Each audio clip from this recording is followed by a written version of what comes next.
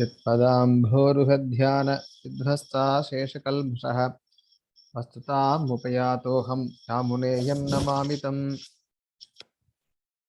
यो नित्यमच्युतपदाम्बुजयुग्मरुक्मव्यामोहतस्तदितराणि तृणाय मेने अस्मद्गुरोर्भगवतोऽस्य दयैकसिन्धोः रामानुजस्य चरणौ शरणं प्रपद्ये नमस्सभायै. We have seen until the 14th verse of the 4th chapter. Namam karmani limpanti name karma phale spruha. Itimam yobhi janati karmabhir nasa badhyate. The context is that after elaborating upon the secret of his avatars, Bhagavan said he is the creator of the Chaturvarnas and the duties assigned to them.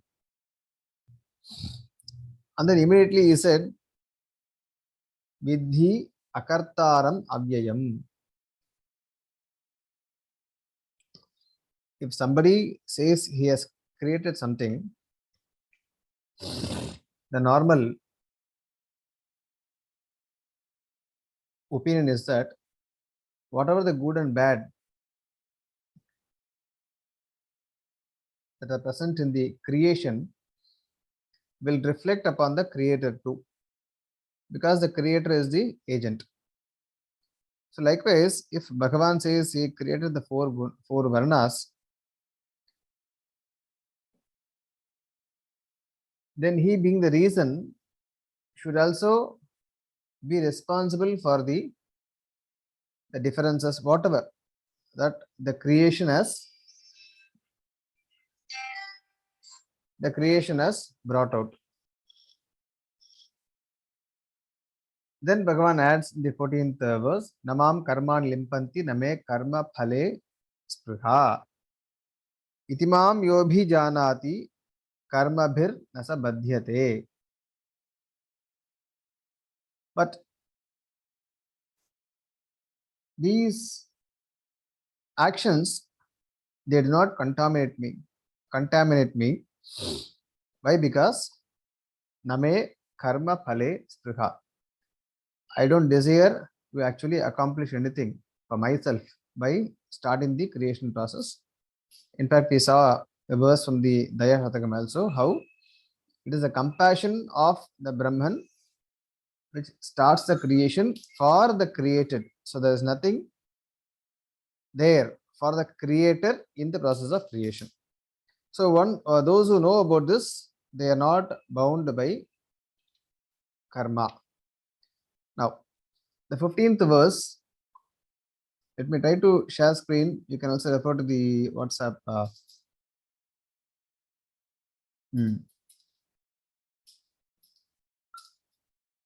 Evam nyatva kritam karma purvairapi mumukshubhihi puru karmaiva tasmatvam purvaih purvataram kritam. So Arjuna should not think that he is the guinea pig. Bhagavan has chosen Arjuna to experiment upon the karma yoga, jnana yoga, etc. No. So Bhagavan says, Evam nyatva, knowing this, purvairapi mumukshubhihi karma kritam. You are not the first one to take up karma yoga or jnana yoga. Even the mumukshus of the past, of the ancient past, they also did the same thing. Tasmat tvam karma eva kuru purvaihi purvataram kritam.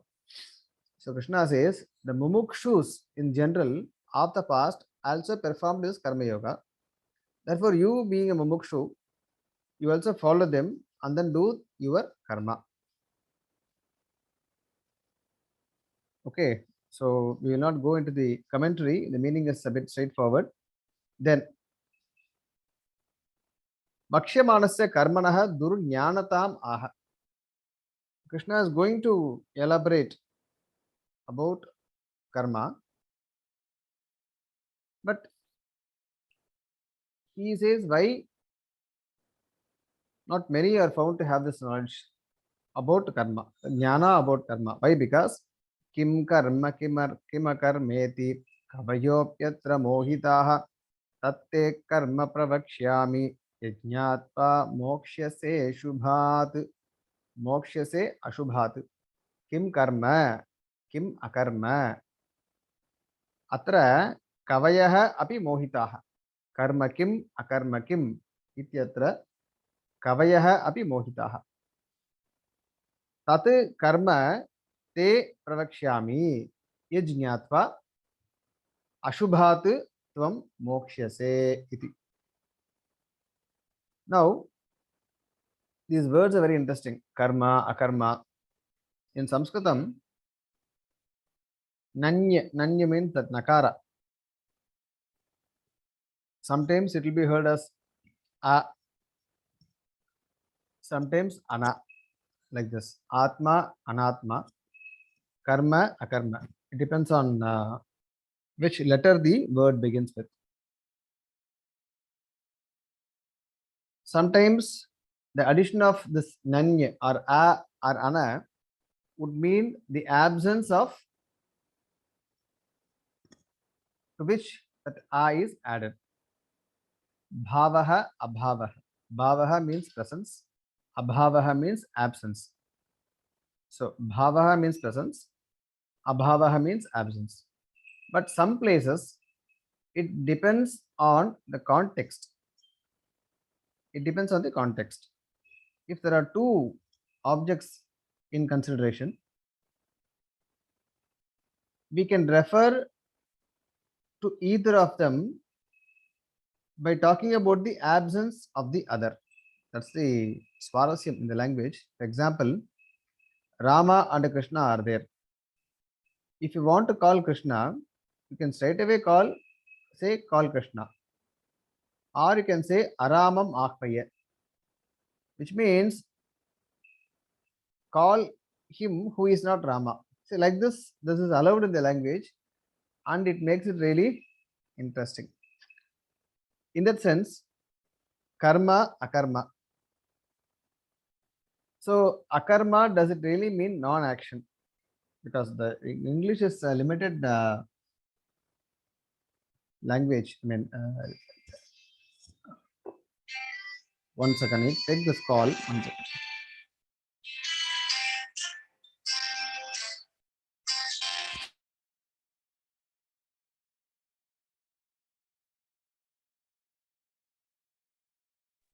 Yeah. Okay. So what is karma and what is akarma? We can keep it like this. Instead of saying what is action, what is non-action, we will say what is karma, what is akarma. In this, even the intelligent, even the wise, wise, are puzzled. They are confused. Therefore, I will tell you that I'll talk about that action to you, that karma to you, knowing which you will be freed from evil.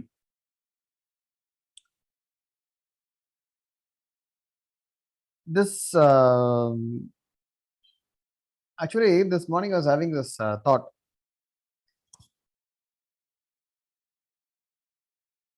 We are talking about intelligence.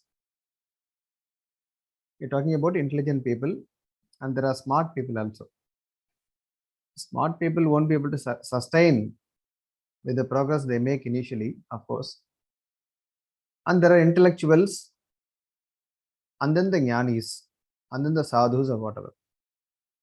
So, what is the difference when we say jnani and we say vidwan, let us say, in the common parlance? Because Shruti uses vidwan in a different perspective. Vidwan and jnani are same according to Shruti, but in the common language, we say he is a vidwan. Somebody we say is a jnani.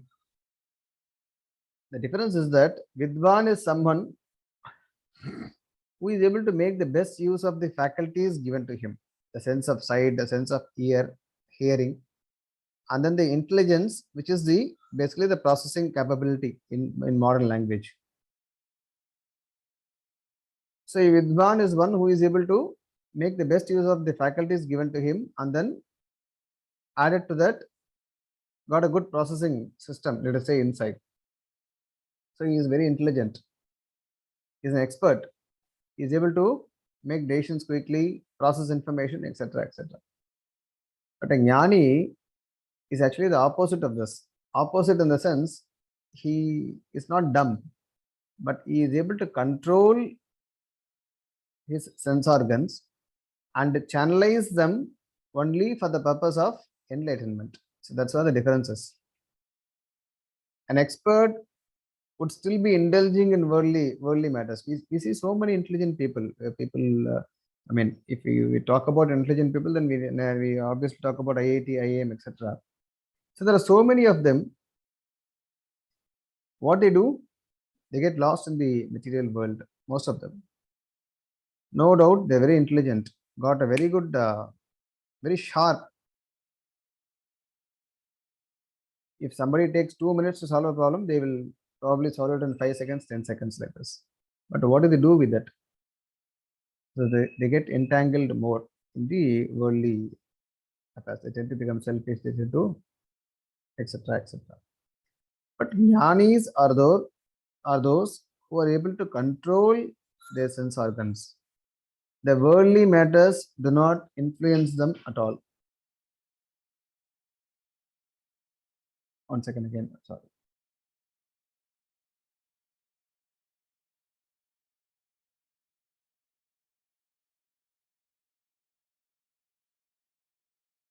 I'm sorry for the disturbance. So jnanis are those who are able to de-link their sense organs and the processing capability from the outside world. What do? We look at somebody, immediately we fill up with what we don't see in that person. We build up our own impressions upon that person. Most of them could be untrue or false, would be false. But a jnani, what does he do? He does not process. Looks at objects as they are, that's it. Don't take more than what you see. Don't assume.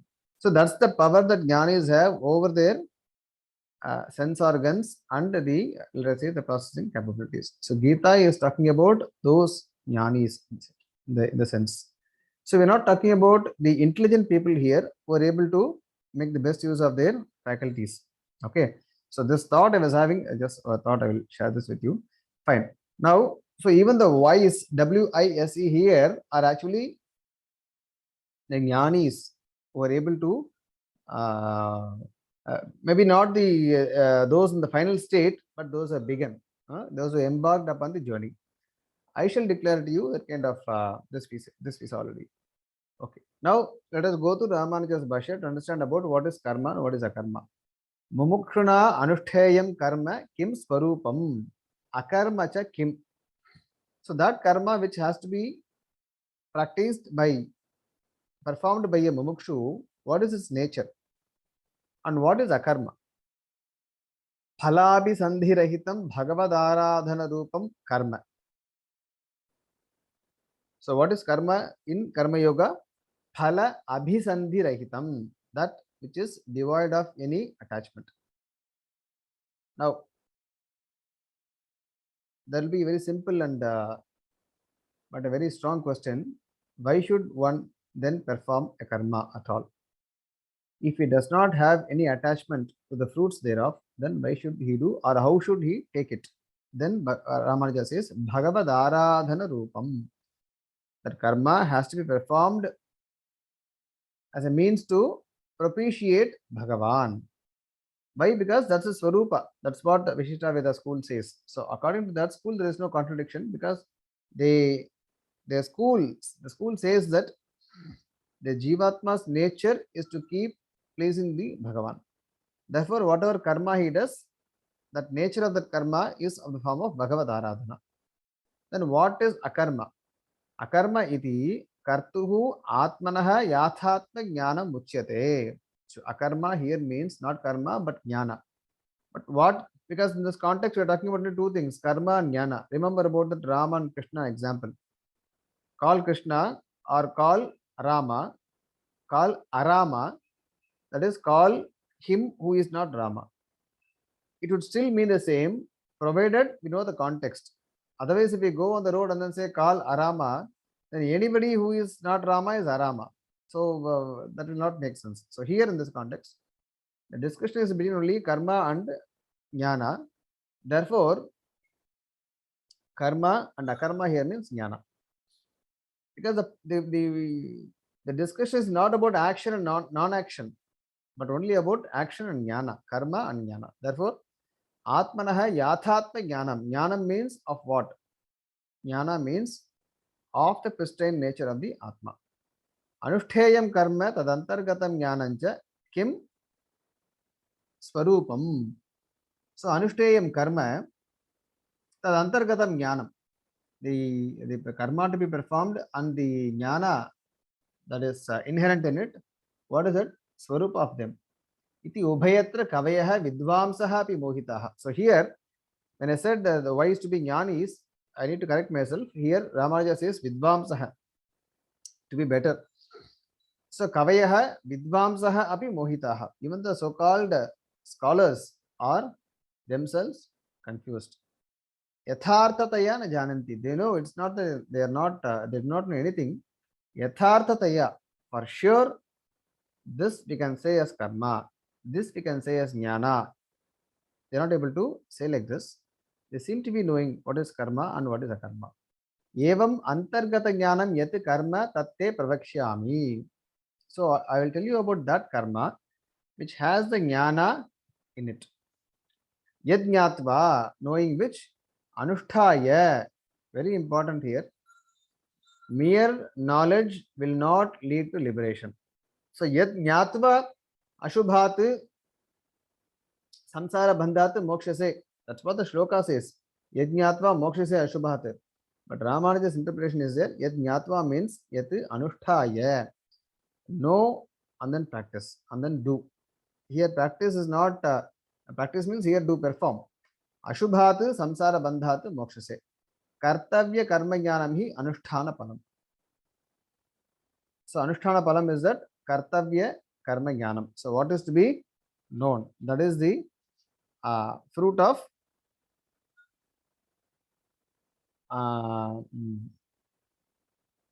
yeah.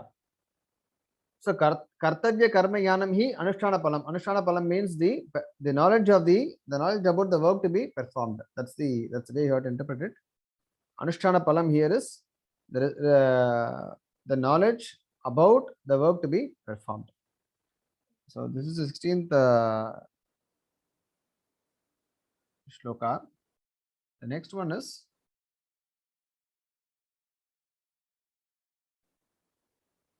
let me read as I open the screen. Kutaha asya durjnanata ityatra aha. I had one question. In the last verse, this anusthaya, can you explain that word? Anusthaya. Anusthaya. Okay. Anushtanam means performance. I mean doing, as we say in Tamil, anushtanam. Anusthaya means putting it into practice. That jnana has to be put into practice through karma. It cannot be mere jnana. See, like otherwise, you can say like this paroksha jnana and aparoksha jnana. Paroksha jnana and aparoksha jnana means now we distracted me 1 second. If you try to find the right 1 second. The reason I'm asking Adian is 3 words are now describing work or karma, right? One is karma, then there is akarma, then there is anusthaya, and then which is related to anushtanam. I was thinking it is more discipline, right? Anushtanam disciplines. And kartavya also again comes, which is in connection with karma. So No. Kartavya ha, ha. karma. Kartavya karma. Kartavya is qualifying karma. It's not a different word. Okay, kartavya karma is That karma again which has to be performed. as duty. Duty, yes. That which needs to be performed. That's kartavya actually. See, Okay. kartavya, it can be seen as a visheshanam and a visheshyam. Visheshyam means it denotes something. This is my kartavya. Okay. If you use it as a visheshana, you can point to anything and say, this is kartavyam, this is kartavyam, this is kartavyam, which means these things I have to do. Okay. So the only thing is where you position it. Here, kartavya karma tasya jnanam. Karma jnanam. See, karma jnanam can simply mean knowledge about karma, which may include your duty or not. In general, you have knowledge about karma. What are the duties to be performed by everyone? But what do I need to perform? For me, that is kartavya jnana, karma. Is it making sense? Yes. So for me as a mumukshu, kartavya karma, what is kartavya karma for me? And then the jnanam about it.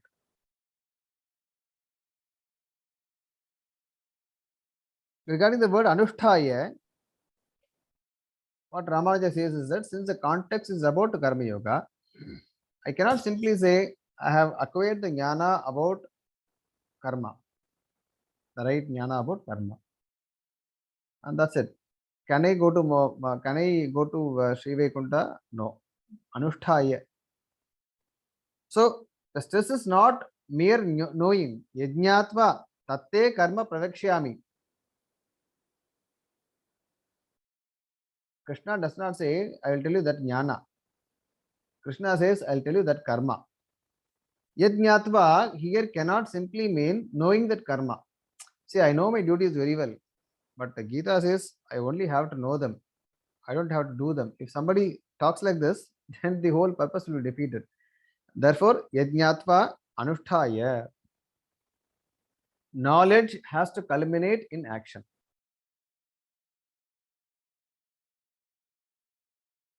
Am I making it clear, sir? Yes, sir. Okay. Right. So we'll proceed to the next verse. Kutaha asya durjnanata. Why it is difficult to know about that karma? Why? Because here, like in the last maybe 2 sessions before, one of the participants were asking about what is karma, vikarma, akarma. I said we'll see later. Now this is the time, but she is not here in this session. She will be watching the recording.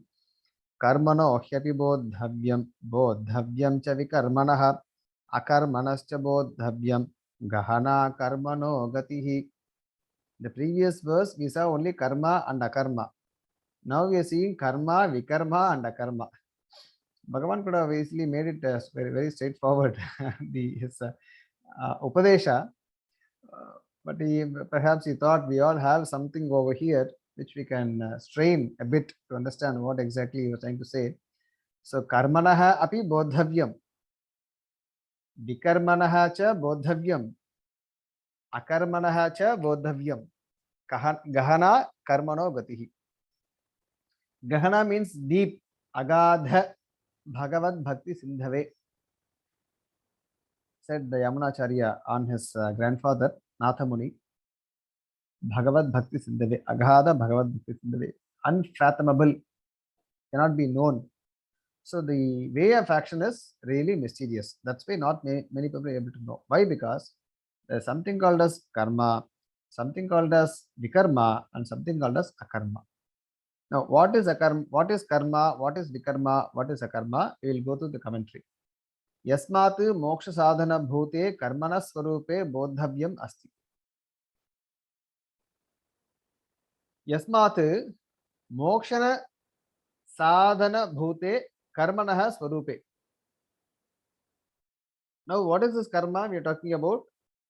Which is a means to attain moksha. Moksha sadhana bhute karmanaha swarupe bodhavyam asti. So we need to know the swarupa or nature of that karma, which is the means to attain moksha. Then vikarmani cha. What is vikarmani? Vividha. The upasarga V here denotes vividha. Nitya naimittika kamya karma rupena tat sadhana dravyajanaadyakarena cha vividhatham apannam karma vikarma. So what is vikarma here? Let us go from the back. Vividhatam apannam karma vikarma. So that karma which has attained variety, that's called as vikarma. Now what is the variety? Nitya karma, naimittika karma, kamya karma. Then to perform these three karma, tat sadhana dravya, whatever dravya is needed, means to perform those karmas, the acquisition of that dravya, etc., they all are together classified as vikarma. Then akarmani jnane cha bodhavyam asti. Akarmani means jnane. Akarma is jnana. Akarmani is jnane. Gahana durvijnana mumukshoho karmano gati. So therefore, for the mumukshu, the aspects of karma are so deep that we won't be able to know them completely. Now, vikarmani cha bodhavyam is adding some points to it. Nitya naimittika kamya dravyarjanado karmani phala bhedakritam vaividhyam parityajya mokshaika phalataya eka shastrarthatva anusandhanam tadetat vyavasayatmika buddhireka ityatra eva uktam iti na iha prapanchyate. Here is not talking about the nature of the vikarma in detail now. Why? Because it has been already given as an upadesha in the 41st shloka of the second chapter. Vyavasayatmika buddhi rekeha kurunandana. See, now nitya karma, naimittika karma, kamya karma, then trying to earn the upadhanam, the materials needed for performance of that karma. Now, if you think these are different karmas, then what the problem will be, the buddhi is also now, the focus of the buddhi is spread across these karmas. Then naturally we won't be able to get into the higher levels of yoga. Therefore, Krishna already said, Vyavasayatmika buddhihi eka. A mumukshu, let me read the Pankti of Ramanuja. Nitya naimittika kamya dravyarjanadau karmani. In the karma which contains nitya karma, naimittika karma, kamya karma, and acquisition of the materials, phala bheda kritam vaividhyam. Now, what is the difference between them? Key difference between all this karma is that the fruits of those actions are different. For example, dravya arjana, the karma is there. The fruit of that karma is to perform the other karma. Performance of other karma, some other fruit. Therefore, these all seem to be variant and disconnected. But vaividhyam parityajya mokshaika palataya, all these are being done to attain moksha. Therefore, now just perform. Don't start analyzing about these karma, etc. Just perform. Eka shastrarthatva anusandhanam. Therefore, here the point here is not to differentiate between karma or karma kanda and jnana kanda. So, combining those two, eka shastrarthatva anusandhanam.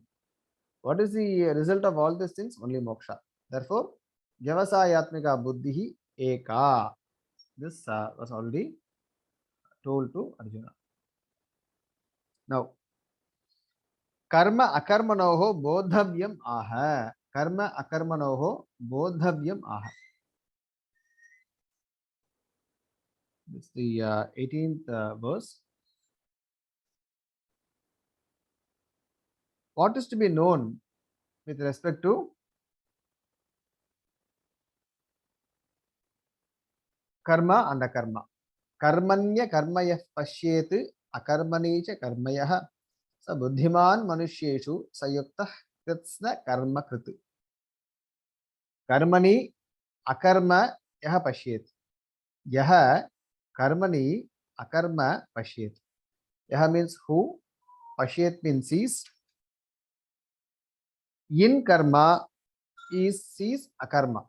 So one who is able to see akarma in karma, again, akarmani cha karma yah pashyet. One who is able to see karma in akarma. Sa buddhiman manusyeshu. Sa yuktah kritsna karma krit. He is a jnani among men, and he is yuktaha means he is all set to gain moksha. Just for fun, akarmani karma yah pashyet. That's actually easier. We can see karma in akarma because the word akarma contains karma, but we cannot see akarma in karma. So just to play with the words, okay, we will see Ramanuja's commentary now. What he is going to say.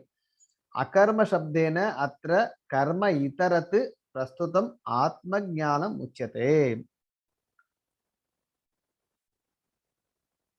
Sorry, akarma shabdena, by the word akarma, atra in this context, karma itarat.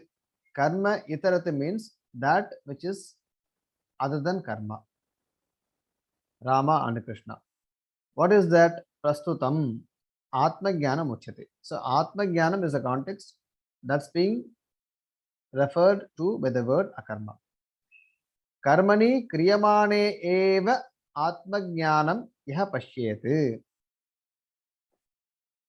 When the action is being done, in that action, one who is able to see atma jnana, and akarmani cha atma jnana, in atma jnana, one who is able to see the action, yah karma pashyet. That's the essence of the shloka. Again, a disclaimer. See, though we are looking at Ramanuja's commentary and I've been teaching this,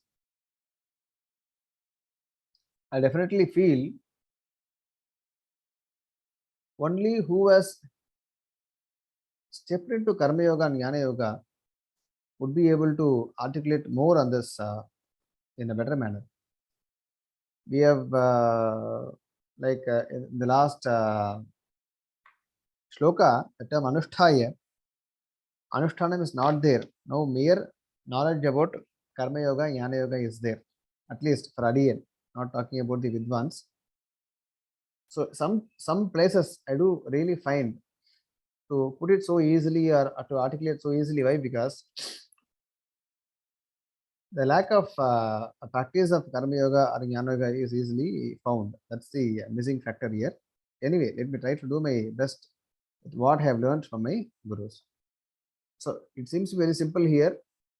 One who is able to see Jnana in action and action in Jnana. But how? That has to be experienced. But you can give some lay examples. When our buddhi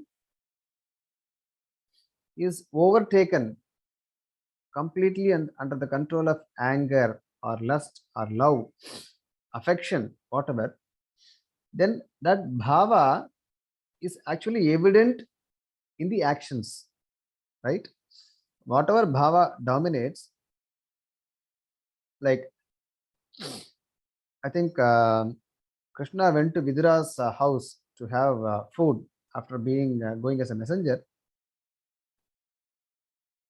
Vidura, not knowing what to do, he was filled with bhakti.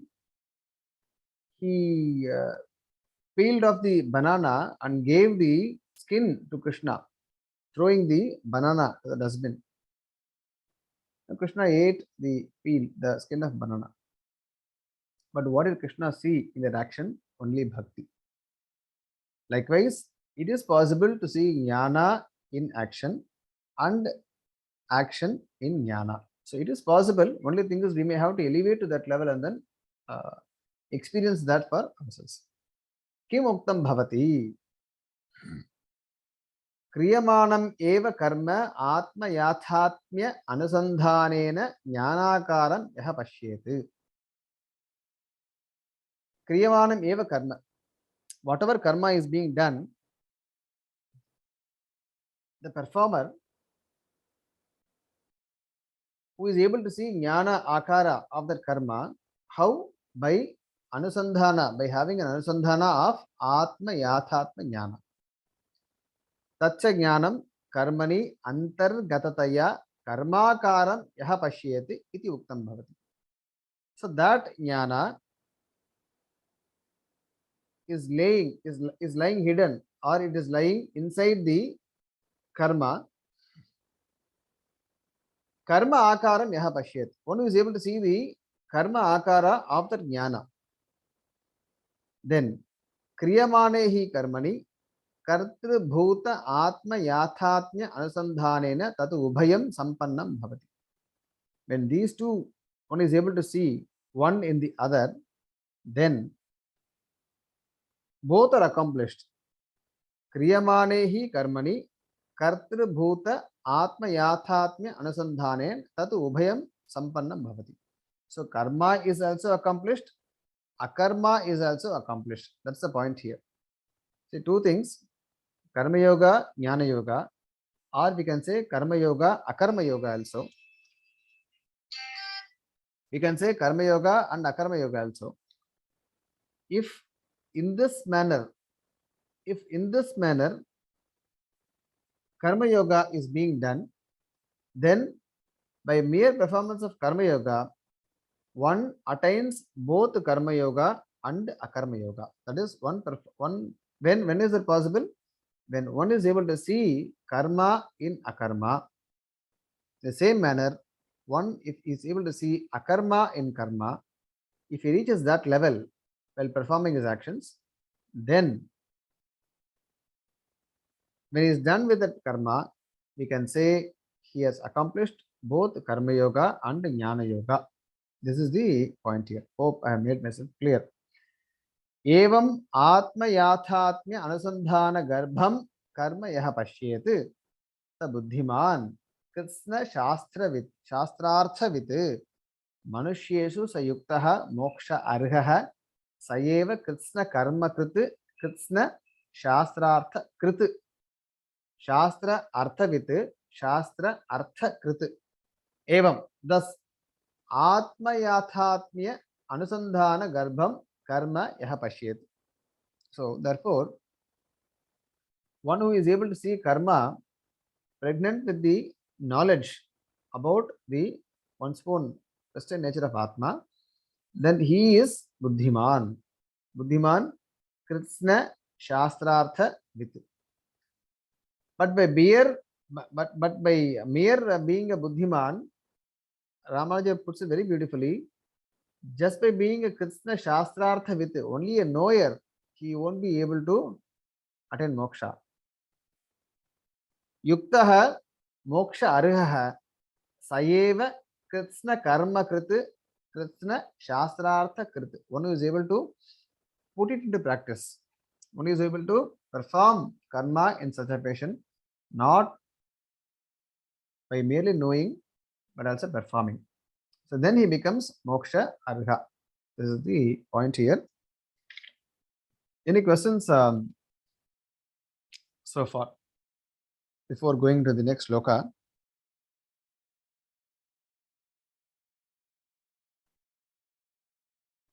I think we should all revisit these places as many times as possible.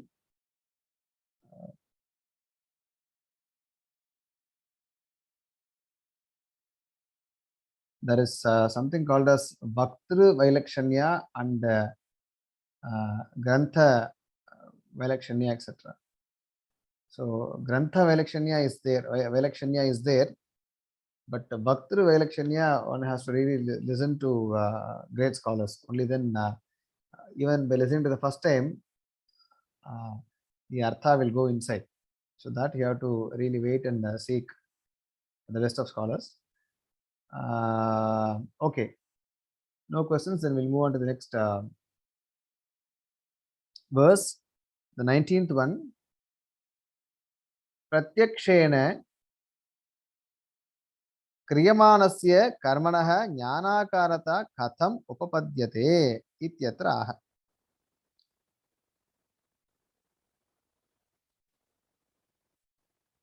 प्रत्यक्षेण क्रियमाणस्य कर्मणः ज्ञानाकारता कथम उपपद्यते.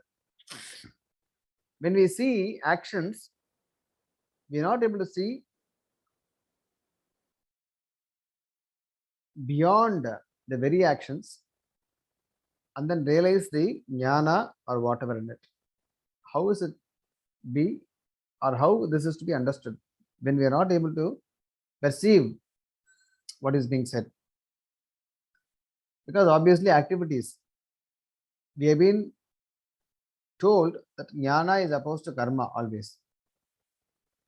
If that being the case, it's not correct. But if that being the case, how do we see jnana in karma? Which verse? 19th verse. I am assuming you are not able to see you are able to see the screen that I am sharing. I don't know, but we can refer to the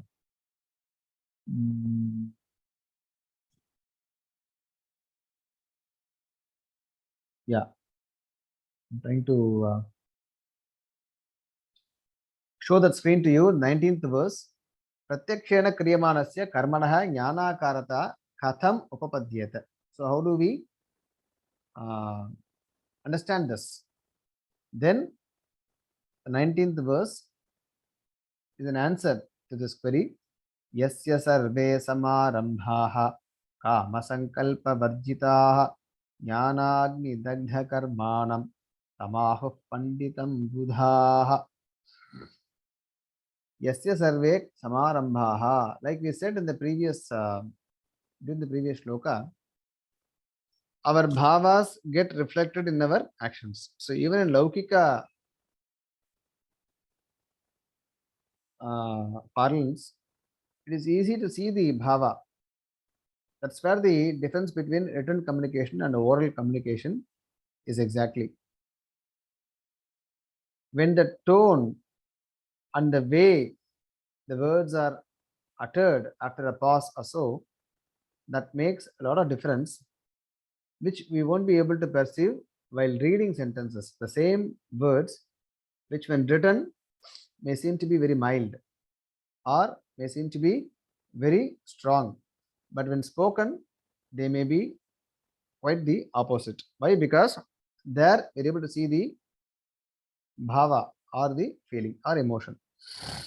So in the same way, yasya sarve samarambhaha kama sankalpa varjitaha. To one, every undertaking of us, whatever actions he has undertaken already, is free from desire and sankalpa. One more interesting word here.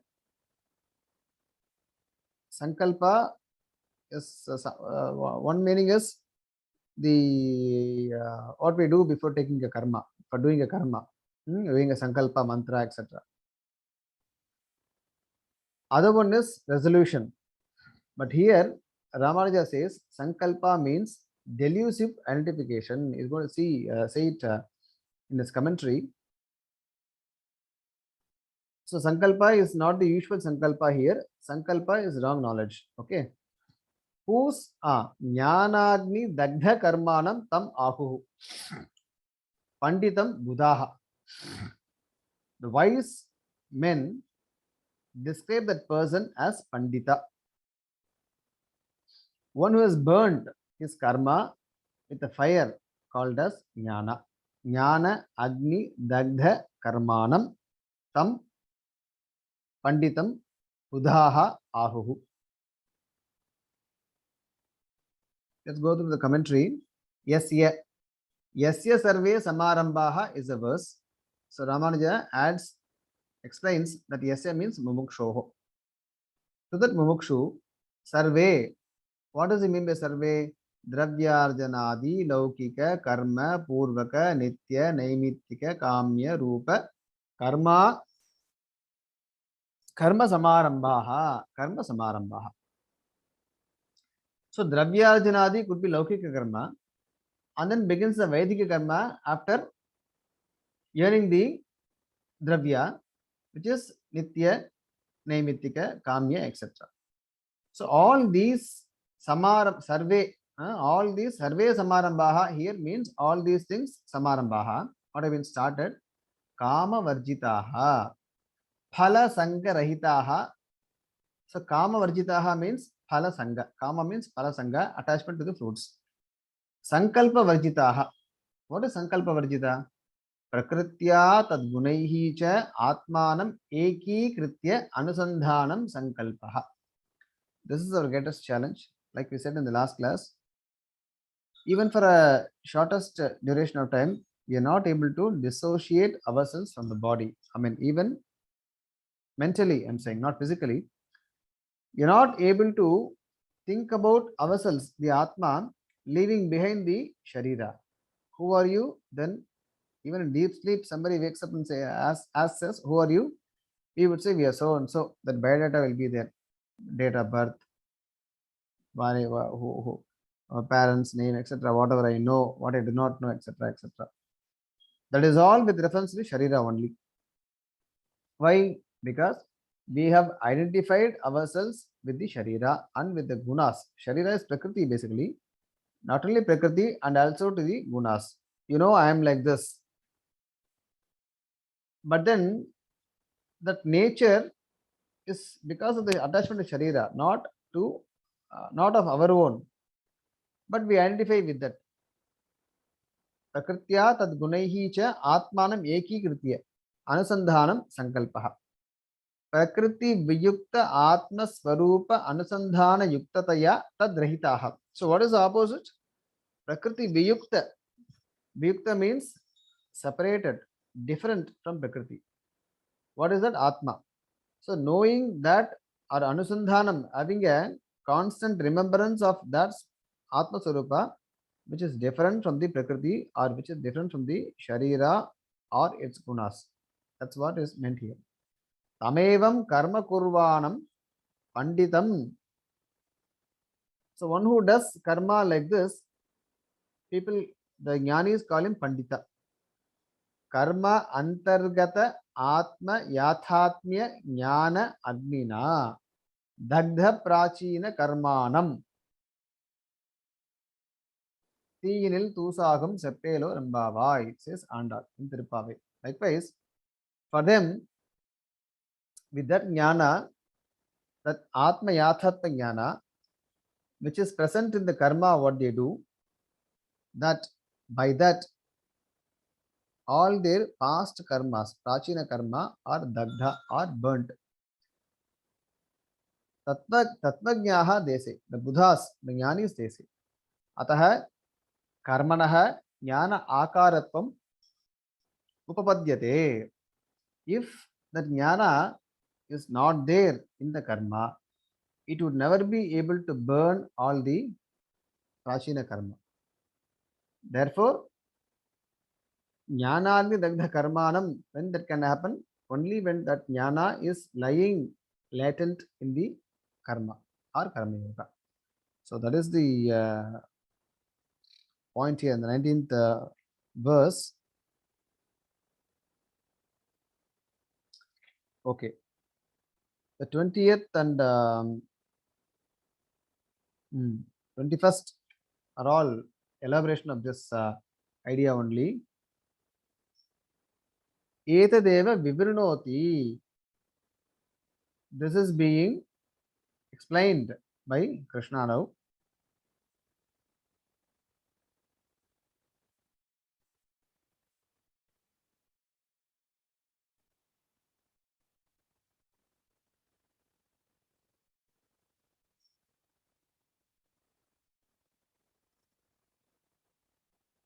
Yeah. Tyaktva karma phala sangam nityatripto nirashayah karmanyabhipravirtopi naiva kinchit karoti saha. Tyaktva karma phala, not asangam but asangam. Nityatriptaha nirashayah. That person who is being referred to in the previous 19th verse, asangam, karma pala asangam tyaktva. He has already renounced attachment to the fruits of the karma. Nityatriptaha, always contented with his self. Nirashrayah, not depending on anything, anybody. Karmani abhipravrtopi, when such a person is found to be deeply involved in, engaged in karma, even then he is not doing anything. That is, he is not acquiring any karma because of that karma, of that action. Why we accrue karma while we do? Why? Because we have this ahankara, mamakara. Therefore, we tend to accrue the karma. This karma is the merits and demerits. But to a person who does not have any anusandhana like that, no ahankara, no mamakara, obviously he will not accrue any karma. That is the point here. The merits and demerits of the action. Okay. So this is a straightforward verse. Then the 21st verse is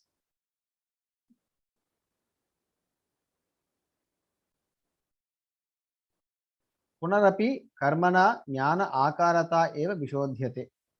Again, the jnana akarata of karmanam, it should be karmanam. Again, the form of knowledge of karma is being explained. Nirashi eryata chittatma tyakta sarva parigraha shariram kevalam karma kurvan napnoti kilbisham. Tyakta sarva parigraha nirashihi yata chittatma shariram kevalam karma kurvan kilbisham na apnoti. Kurvan, not kurvan apnoti, but kurvan na apnoti. Kilbisham na apnoti. Kilbisham is negative karma. Does not attain that karma. When shariram kevalam karma kurvan napi. Doing this bodily work. Why? Because body belongs to Prakriti. So karma is basically due to the sambandha of Prakriti. I mean the actions. Tyakta sarva parigraha. He has given up all possessions. Nirashihi, desireless. Yata chittatma, having his mind control. If such a person is going to do karma, he will never be afflicted by the merits and demerits of that karma. Idricha labha santushto dvandvatito vimatsaraha samasiddhava siddhaucha kripapina nibadhyate. The 22nd verse. Idricha labha santushtaha. Santushtaha here means content. Content with whatever destiny has brought. Just accepting it. Dvandva atitaha vimatsaraha. He has risen above the pairs of opposites. Vimatsaraha matamatsariyam. He is free from any ill will towards anybody. Siddha, siddhau, asiddhau, siddhava siddhau. Siddhau, asiddhau cha samaha. Whether that karma ends in a success or failure is not bothered. Kritvapi na nibadhyate. If such a person does karma, he will not be bound by the results of the karma. Okay. Okay, let us try to complete the 23rd verse for today. 23rd.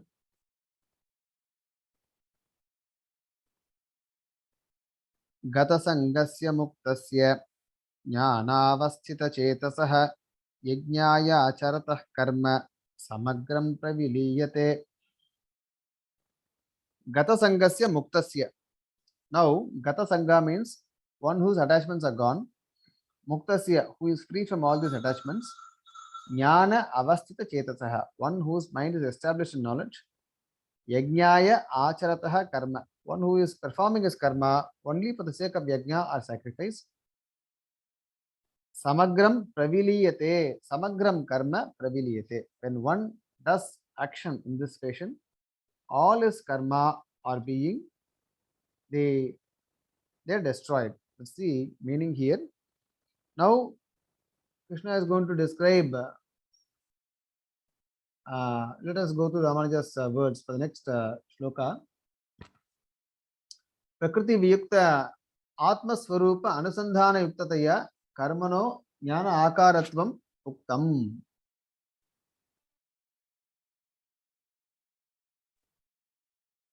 Prakriti viyukta atma swarupa anusandhana yuktataya karmanah jnana akaratvam uktam. Idanim sarvasya saparikarasya karmanah parabrahma bhuta parama purusha atmakatva anusandhana yuktataya jnana akaratvam aha. Now, there are parikara.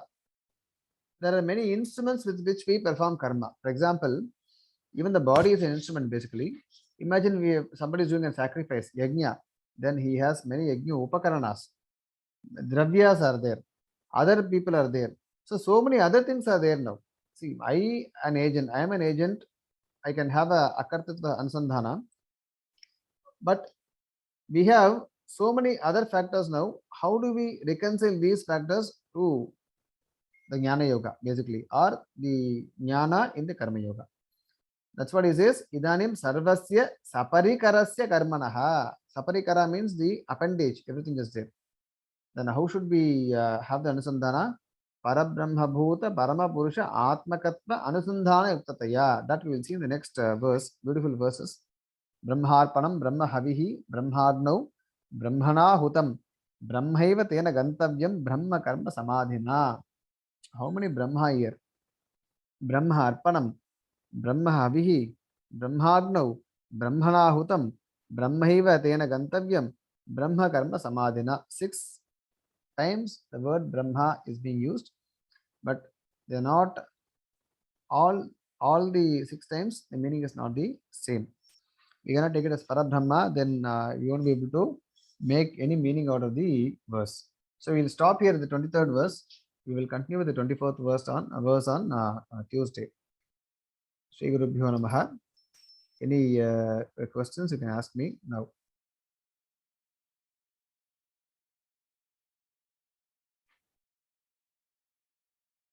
Hope the lecture was heard well. Whether it made sense, I do not know. At least heard well.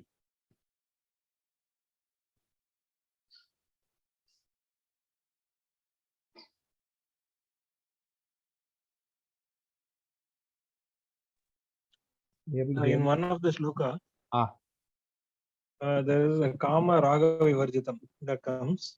So in that, why the same meaning kama and raga is used? Kama sankalpa or kama raga? Where? Which one?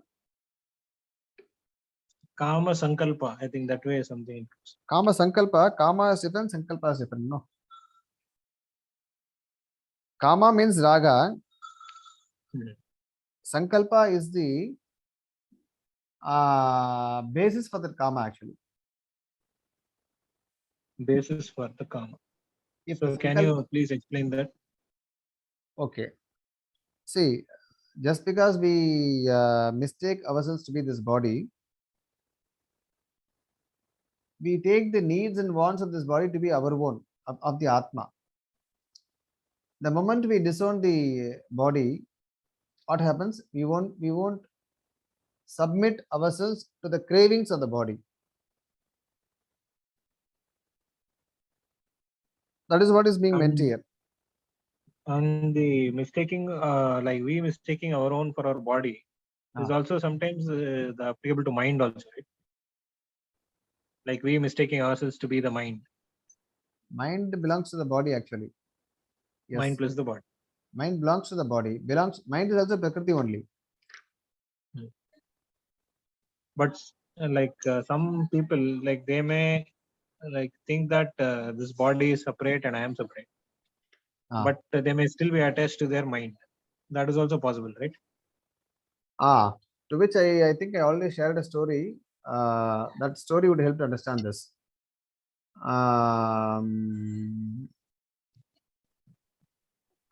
People have disowned the body, but still that ahankara is there. That's what you mean to say by this mind. This Patinathar, there was a very famous person known as Patinathar in Tamil world. He was a Shaivite, and due to some reason, suddenly he gave up everything. He was a big merchant. He was a very wealthy merchant. They say Shiva's some play with him, and then he gives up all his wealth. Perhaps he goes, he leaves everything with a loin cloth around or a small dhoti around, then he goes around the world. One day he is found to be sleeping in the farm land, but he is having a pillow-like thing, whether it's hand or something. He is having a kind of pillow and sleeping on the farmland. Two women, they seem to be going by that place that time. They're talking about Patnathar. See, this Patnathar, he has given up everything in his life, but he seeks comfort for his head. Like this, they're talking. They're gossiping something about Patnathar and then going. Patnathar listens to this. Suddenly, he changes his position. He thinks, I should not be doing so. Then when the same woman, they come back, they find or they see him taking away his, let us keep it this way. As they say, Patnathar is changing his position. Then they say again, see, this Patnathar has left behind everything in the world, but not his ahankara. In the sense, he is still having his that whatever your question is. So that is possible. Identification of ourselves with that I-ness in the Laukika parlance, basically. And then in the Sankhya, they say that ahankara tattva. So is this the ahankara tattva and this is the same, or is that different? Yeah, it's very dicey actually. That ahankara is the reason for this ahankara. That is how it is reconciled somewhere. Okay. And there is 3 types of ahankara: Satvika, Rajasa, and Tamasa. Yes. Tamasa. Actually, Yes. there, Satvika, they say, gives rise to the manas and the indriyas. And the Tamasa ahankara gives rise to the bhuta sukshma. Yes. But what is the role of Rajasa ahankara there? Rajasa ahankara is a catalyst. It does not create anything, but it helps the those things to evolve from Satvika and Tamasa. Okay. So Rajasa ahankara helps the Satvika ahankara and Tamasa ahankara to evolve. Exactly. So if that were to remain subdued, then they wouldn't. Is that what would happen? Sorry, if that? If the Rajasa ahankara were to remain subdued, or if it were not there. It is actually at a global level, not at the individual level. So I don't know how to subdue that global aspect of ahankara, Rajasa ahankara. But yes, if Rajasa ahankara is made dominant, the catalyst will not work. Therefore, as you say logically, the Satvika creation and Tamasic creation will not happen.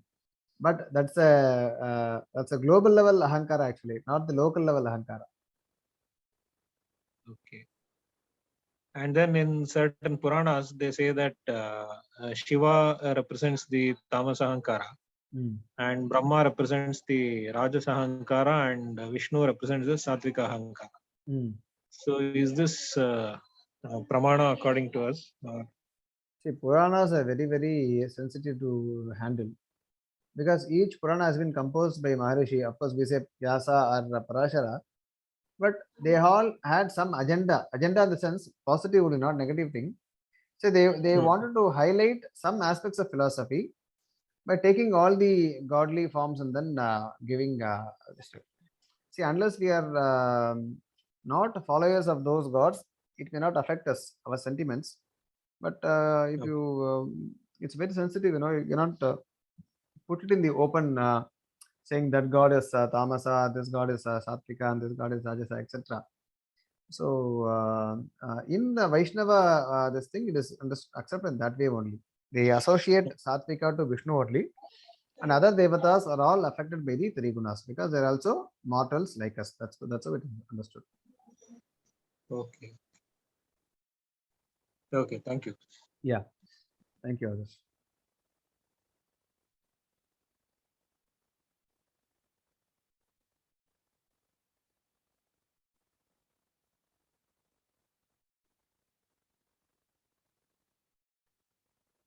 Okay, then we will meet on Tuesday.